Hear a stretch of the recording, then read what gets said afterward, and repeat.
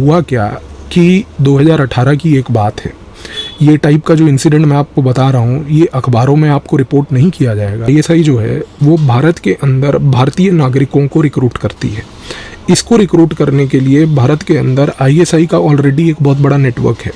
वो नेटवर्क को जनरली जो है पाकिस्तान की जो हाई कमीशन है भारत के अंदर दिल्ली में, वहाँ से उनके अधिकारियों के तहत चलाया जाता है।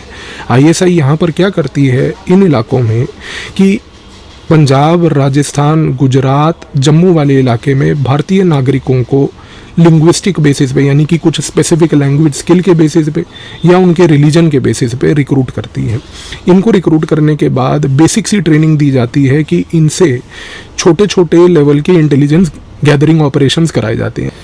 एक स्पेसिफिक नाम का व्यक्ति था जिसका नाम था शबीर, उसके ऊपर बड़े समय से नज़र रखी हुई थी। अब आप कहेंगे कि पूरे वर्ल्ड में, पूरे भारत के अंदर आईबी को ये शबीर कैसे मिला? देखिए, भारत के अंदर जो पाकिस्तान की हाई कमीशन है, हाई कमीशन के अंदर के एक एक अधिकारी के ऊपर ट्रेलिंग की जाती है। एक एक अधिकारी को टेल किया जाता है कि वो कहाँ जा रहा है, कितनी देर के लिए जा रहा है, किससे मिल रहा है, कहाँ मिल रहा है, क्या कर रहा है, एट्सेट्रा। 2018 की बात है कि पाकिस्तान हाई कमीशन का भारत में एक अधिकारी था दिल्ली में, एक जूनियर अधिकारी जो कि एक टाइपिस्ट की पोस्ट पे बैठा हुआ था और टाइपराइटिंग का काम करता था। ये व्यक्ति जो है, मैं इसका नाम नहीं लूँगा क्योंकि इसको पर्सोना नॉन ग्राटा डिक्लेयर करके 2 दिन बाद भेज दिया गया था वापस पाकिस्तान। ये व्यक्ति जो है ये हर जुम्मे पे, यानी कि हर फ्राइडे पे दिल्ली की जामा मस्जिद जाया करता था। जाहिर सी बात है कि आईबी की नज़र इसके ऊपर रहती थी। जब ये जामा मस्जिद जाता था तो जामा मस्जिद के पास एक मीना बाज़ार का इलाका है। ये बंदा वहाँ मीना बाज़ार में अक्सर घुमा करता था, मैगज़ीनें खरीदता था, कुछ ऐसे ही इधर उधर के कागज़ खरीदता था, कोई नॉवल खरीद ली, कोई किताब खरीद ली। मीना बाज़ार में आए गए दिन जब भी हर शुक्रवार ये जाता था जुम्मे की नमाज के बाद, इसको एक व्यक्ति आकर वहाँ मिलता था। उस व्यक्ति के पास एक बैग हुआ करता था, वो उस बैग से कुछ कागज़ निकालता था। चलते फिरते ये लोग बात करते थे, कागज़ उसको दे दिया करता था। दे के कागज़ ये व्यक्ति तुरंत वहाँ से चला जाता था और ये पाकिस्तान हाई कमीशन का जो अधिकारी है अपनी गाड़ी में बैठ के वापस आ जाता था। भारत की आईबी जो है इसको बड़े समय से टेल कर रही थी। भारत की आईबी देख रही थी कि ये व्यक्ति कोई जो है इसको हर शुक्रवार आके मिलता है, एक भी शुक्रवार मिस नहीं कर रहा। भारत की इंटेलिजेंस ब्यूरो ने इस व्यक्ति को टेल करने की कोशिश करी। हमें पाकिस्तान के हाई कमीशन के उस अधिकारी को क्या करना है टेल करके, हमें तो पता है कि वो जो है ये हरकतें कर रहा है यहाँ पर बैठ के, लेकिन हमने इस स्पेसिफिक व्यक्ति को टेल किया। और जब इस स्पेसिफिक व्यक्ति जो इसको मिलने आता था टेल किया, तो हमने 2 चीज़ें ऑब्जर्व करी। पहला कि ये बंदा दिल्ली आता था, दिल्ली आके ये आईएसबीटी के बस स्टैंड पे उतरता था, बस स्टैंड से ये सीधा एक ऑटो लेके जामा मस्जिद के इलाके आता था, मीना बाज़ार में ये पाकिस्तान हाई कमीशन के अधिकारी को मिलता था और चला जाता था। अब हुआ क्या है कि इंटेलिजेंस ब्यूरो की एक टीम ने इसकी परछाई बन के इसका पीछा करना शुरू किया। एक जुम्मे के बाद जब ये उसको मीना बाज़ार में मिला, उसके बाद इसने ऑटो पकड़ा, ये सीधा आईएसबीटी गया। इंटेलिजेंस ब्यूरो की टीम पीछे पीछे गई। ये इंटेलिजेंस ब्यूरो की टीम के पीछे पीछे जाने से पूरा पैटर्न इसका दिखा। ये बंदा आईएसबीटी गया, आईएसबीटी से इसने बस पकड़ी उत्तर प्रदेश की, और मेरठ जाकर ये बंदा उतर गया बस स्टैंड से। आईबी की टीम मेरठ तक पहुंच गई। मेरठ में जाके इसको देखा। मेरठ में एक आईबी ने छोटा सा अपना बेस ऑफिस बना लिया। बेस ऑफिस बनाने के बाद आईबी ने देखा कि भाई अब ये बंदा क्या करेगा। सबसे बड़ी चीज़ ये देखी कि ये बंदा जब मेरठ में था, ये शाम को पहुंचा और उसके बाद अगले दिन सुबह ये अपने उस घर से उतर के थोड़ी सी दूर मेरठ में कहीं गया। एक मार्केट के इलाके में जाकर इसने अपना एक क्लिनिक खोला और इंटेलिजेंस ब्यूरो की टीम ने देखा कि भैया ये बंदा जो क्लिनिक का दरवाज़ा खोल के अंदर जा रहा था, वो क्लिनिक इसी का अपना था, और वो क्लिनिक था एक यूनानी मेडिसिन का। और ये बंदा, इसने अपना एक क्लिनिक बना रखा था और नाम लिख रखा था डॉक्टर शबीर, और ये बंदा वहाँ जाकर उस क्लिनिक में बैठ जाता था। अब आईबी की टीम ने बड़े समय तक सर्वेलेंस किया कि रोज़ एक पैटर्न यही दिख रहा है कि ये बंदा जाता है, उस क्लिनिक को खोलता है, वहाँ बैठता है, थोड़ी देर के बाद ये क्लिनिक बंद कर देता है, शाम को घर आ जाता है। लेकिन इंटेलिजेंस ब्यूरो की टीम ने जो चीज़ ऑब्जर्व करी वो बड़ी दिलचस्प थी।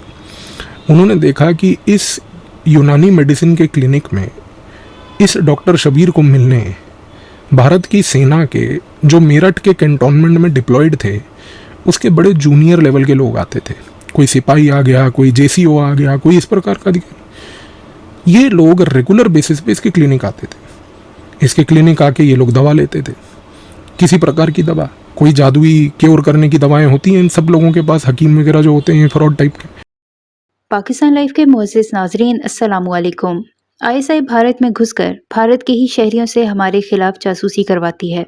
नाज़रीन, ये कहना है भारतीय तज्ज़ियाकार का, जिन्होंने भारत में आईएसआई नेटवर्क की कहानियां सुना कर भारतीयों को मजीद डरा दिया। भारतीय मीडिया में ये दावा किया जा रहा है कि पाकिस्तान की खुफिया एजेंसी आईएसआई भारत के अंदर अपने एजेंट्स का एक मजबूत नेटवर्क कायम किए हुए है, जो न सिर्फ भारत की हिसास मालूमात तक रसाई हासिल करता है, बल्कि भारत के अंदर मौजूद भारत मुखालिफ सरगर्मियों को बढ़ावा देने के लिए भी काम करता है। भारतीय तज्ज़ियाकारों के मुताबिक आईएसआई अपने अहदाफ के हुसूल के लिए भारतीय शहरियों को भी अपने शिकंजे में जकड़कर उन्हें जासूसी के लिए इस्तेमाल कर रही है।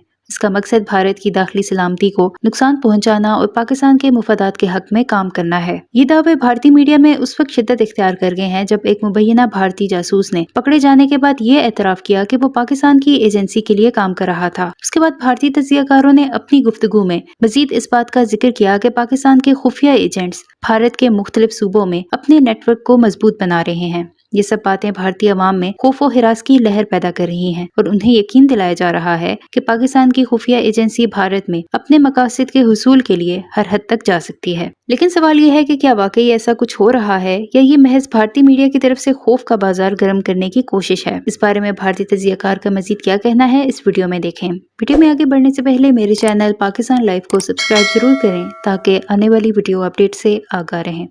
तो इन लोगों ने वो दवाएं देनी शुरू करी और ये दवा रेगुलर बेसिस पे इन आर्मी अधिकारियों को मिलती थी।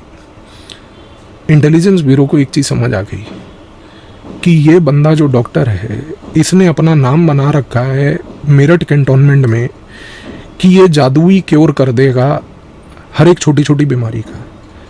और इस जादुई क्योर को करने के लिए मेरठ के कैंटोनमेंट से भारत की सेना के छोटे अधिकारी आए गए दिन इसके पास आते थे।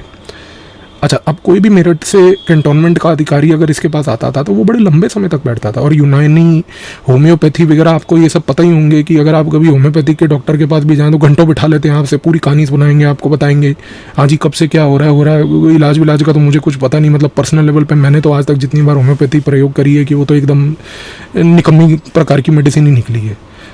लेकिन ये लोग आपको एक बड़े लंबे समय तक बिठा लेते हैं और बातचीत करते हैं।